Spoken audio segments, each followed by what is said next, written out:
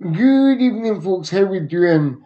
Welcome to the latest episode of the World Cup Review Show. This is episode 17. How we doing, guys? How we doing?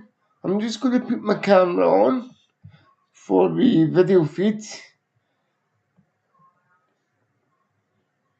It seems to have disappeared. Give me a second, guys. I'll try and fix it for you guys. If not, we'll just have to do it in audio format. But I am here, so I'm going to try and fix this at the same time. Just give me a second, guys. Let's see if I can fix this.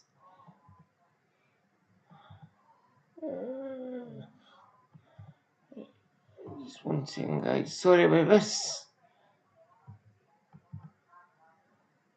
There we are. Hey, we're here. We've arrived. Welcome, everybody. So, like I said, this is episode 17 of the World Cup Review Show. This is the latest episode in our World Cup series. And tonight we're going to be looking at two matches.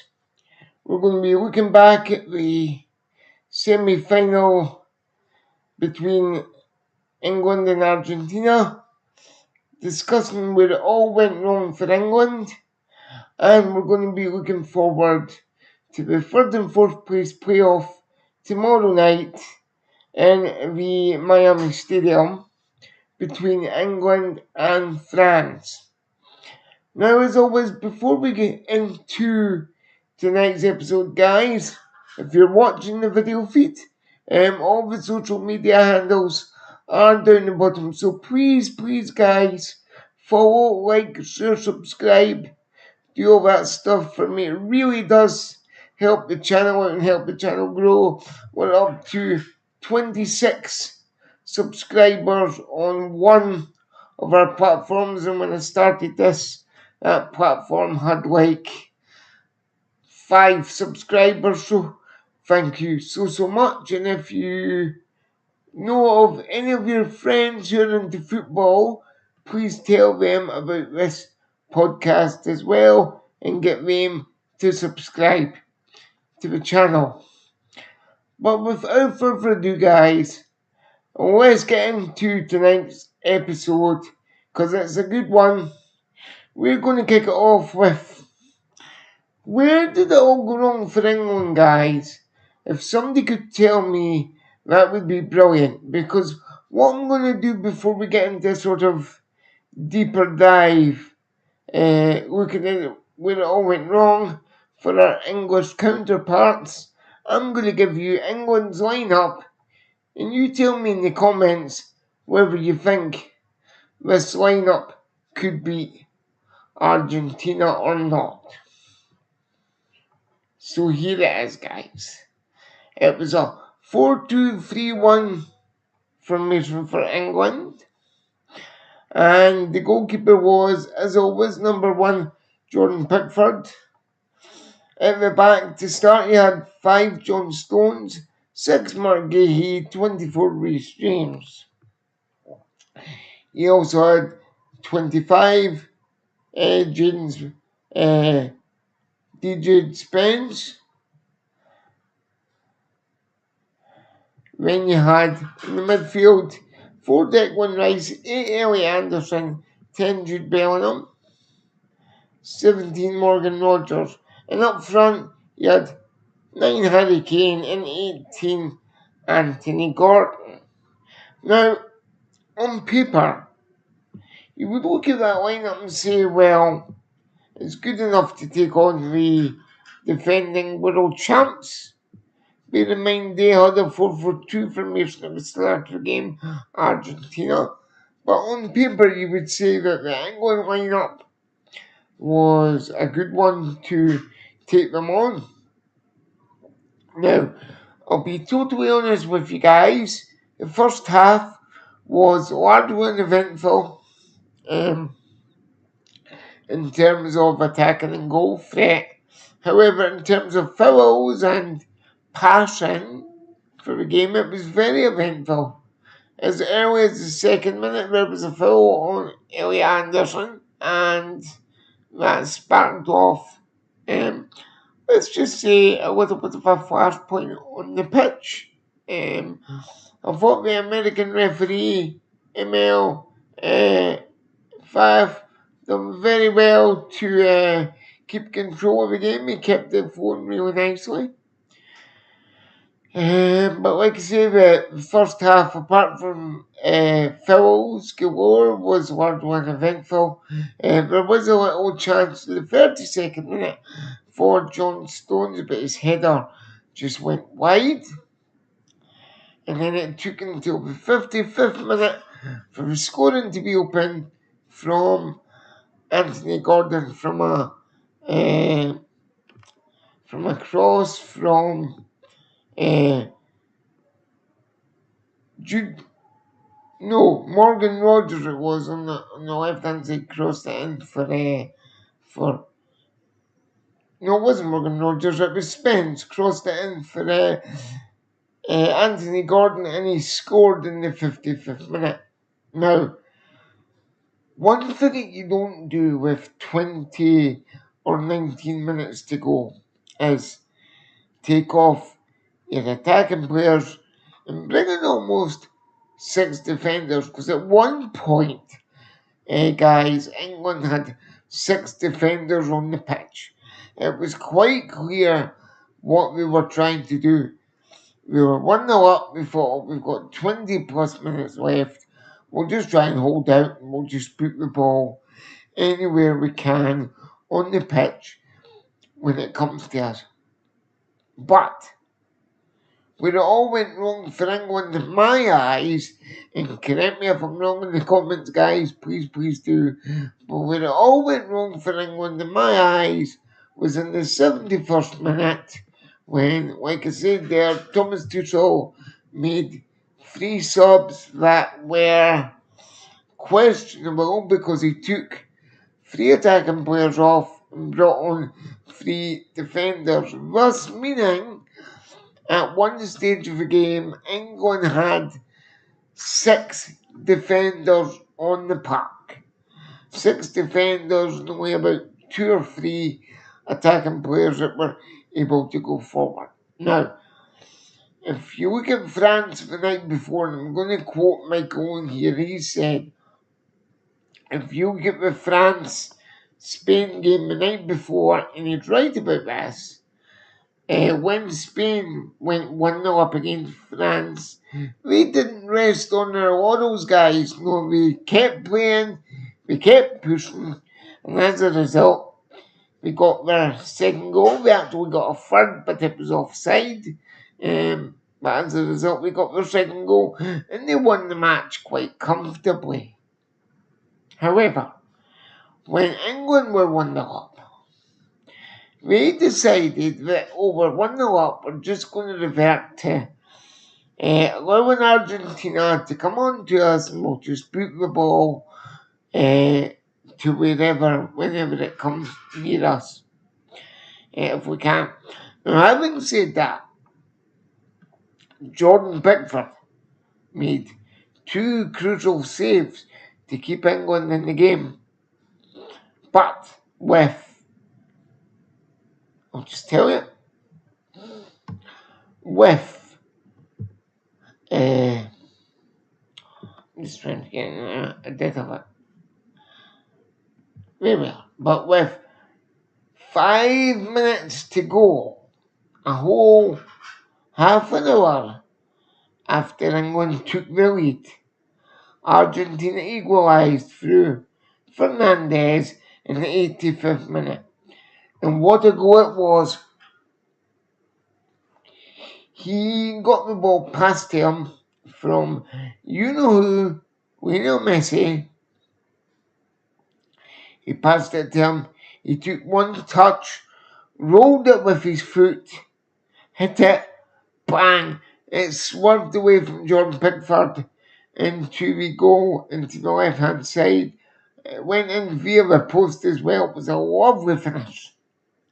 Then, 7 minutes later, Lautaro Martinez pops up and scores a header from across in the box. Now, this header could have been so easily prevented, and England could have taken it to extra time and possibly went on to win the match, but the header wasn't prevented. It went in, and as a result, Argentina, the defending World Cup champions, go through to Sunday night's final, 8 o'clock kickoff in the UK, remember guys, against Spain.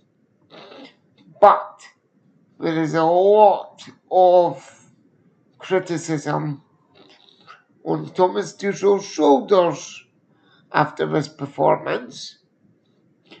Admittedly, yes, England do have another game, but it's in Miami, not New York, New Jersey.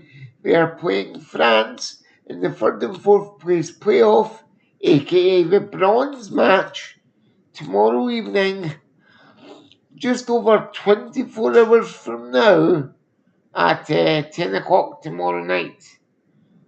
But, like I say, guys, there is a lot of criticism on Tuchel's shoulders, but he vows to stay on to see his contract through until the end of the 2028 Euros campaign. Now, is that because England's going to be a host country? I think so. Do England have a chance of winning that? Who knows? It's 2 years away. But the criticism for this game has been absolutely scathing. I've never seen England play so defensively in a football match, ever, for that length of time. If you ask me, guys, I'm going to come out and say it, and so did one of my fellow podcast colleagues this morning in our WhatsApp group.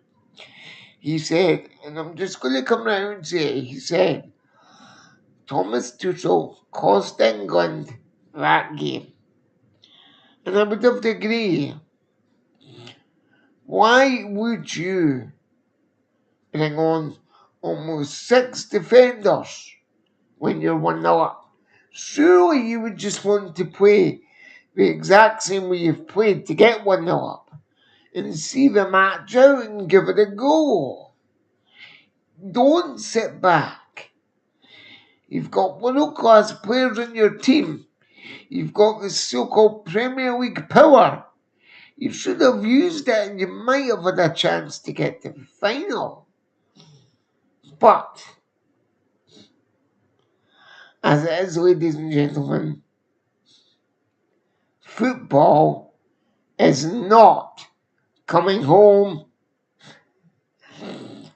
The 66 years of hurt goes on for another 4 years at least in this tournament. Oh dear. Can England finish third though? Can they beat France on Saturday and finish third in the tournament? Well, on the evidence I saw in the last sort of half hour of that game against Argentina, my honest answer, ladies and gentlemen, would be no. A resounding no. I think France are going to have a field day with England. Now, I know what you're thinking. Oh, the presenter of this podcast is Scottish, and yada yada yada. He says AB, which means anyone but, and I'll let you finish that sentence. But, in my eyes, guys, England just don't have the tactical nous to beat France, and that's been proven against Argentina when they went from attack to defence. You just don't do that against the defending world champions And if you do that against France, England, oh dear, you're going to finish fourth in the tournament, not third. You just need to go out, play the game like you've played it before against Congo and Norway, to name but a few. Just play it. Just enjoy the occasion. And you might beat France, but if you play defensively, you ain't never going to beat France on Saturday. France is going to finish third, and England is going to finish fourth. In fact, that is going to be my prediction. France to win the game and finish third, and England to finish fourth. Now, we know what you're thinking. Fourth at a World Cup is still good, but the thing is, right? The thing is, between me and you guys, England put so much pressure on themselves as a country to win tournaments and go deep into tournaments that if they lose, we forget that that's just part and parcel of football. Apparently, Thomas Tuchel was quoted as saying it's in England's DNA to lose. They don't have the mentality to get to a final. Well, obviously not since the glory days of 1966, and we don't have the mentality to get to a final. Is it something wrong with English football's DNA, guys? That is the question of the day. Give me your thoughts in the comments. Is there something wrong with the DNA, with the way England play when it comes to big matches? Do you think England just need to change philosophy, change their footballing DNA a bit to see if they can go that one step further and actually get to a final and actually win a final?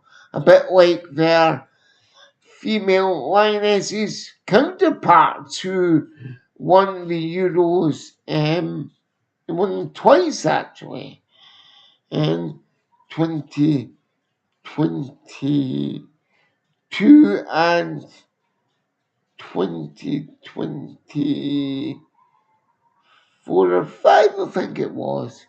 Now, if the women can do it, surely the men can do it. But in my eyes, guys, Thomas Tuchel needs to strip it back now after Saturday's game.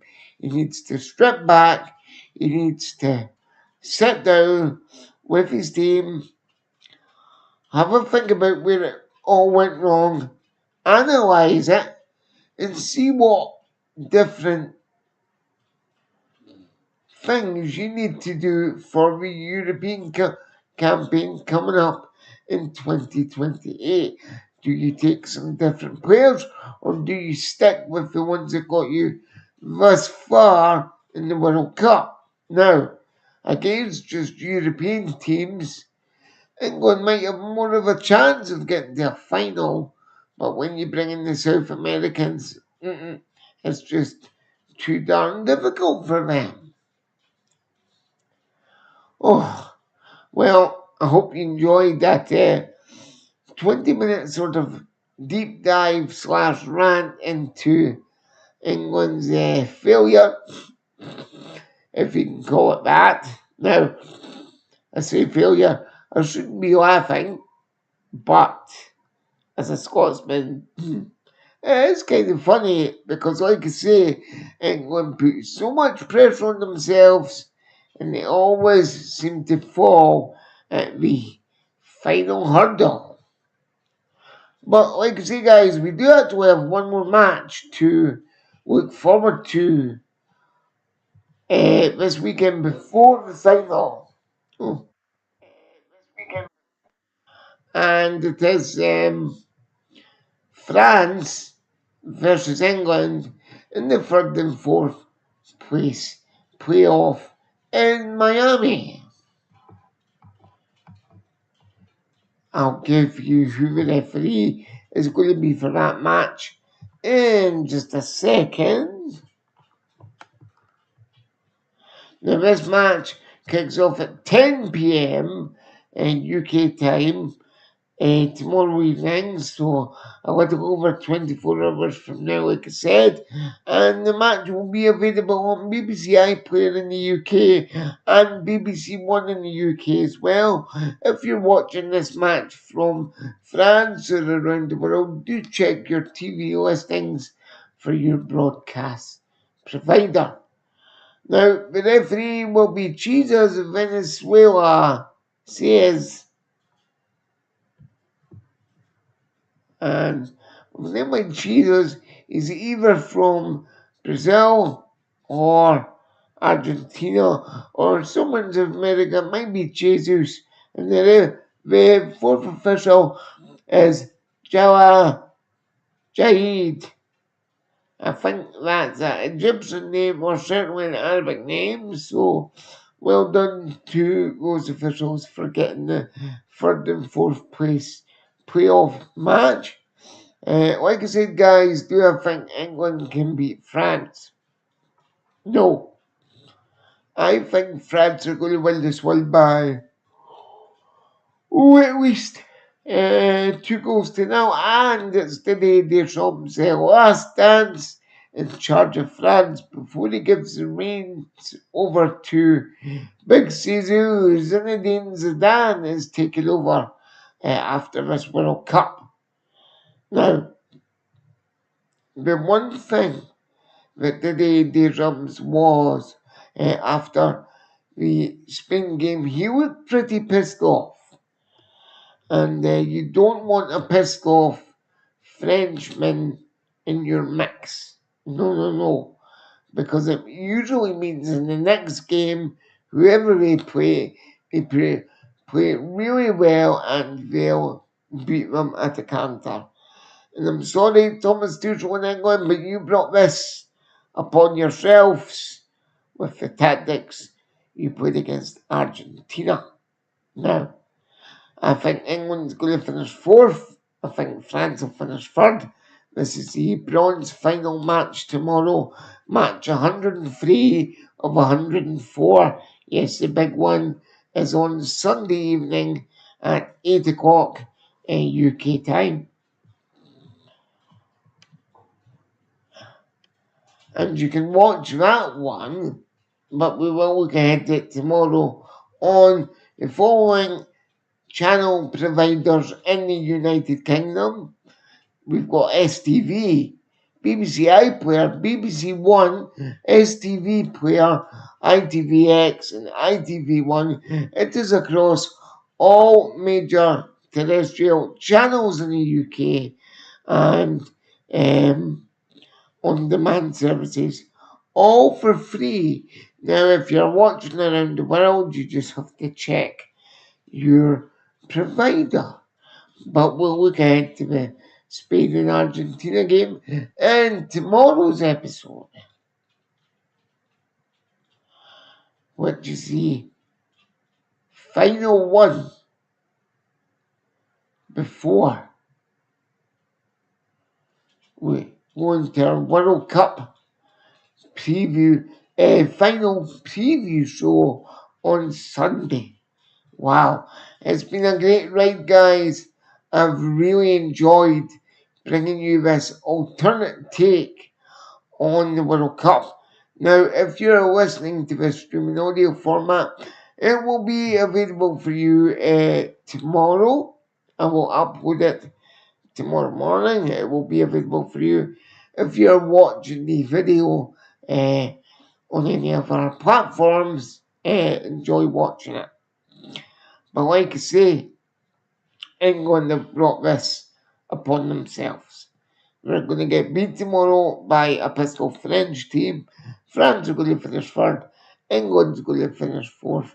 Thomas Tuchel is under fire, but he says he'll fight on right through until the European campaign of 2028 comes to an end, and then we'll take it from there. But if you ask me, he needs new blood in that team before 2028. And I hope you've all enjoyed this episode tonight, guys. It's been an absolute pleasure bringing this to you as always.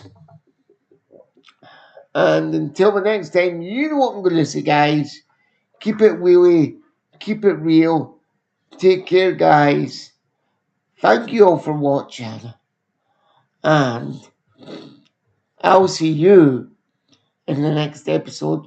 Bye bye for now, guys, and take care.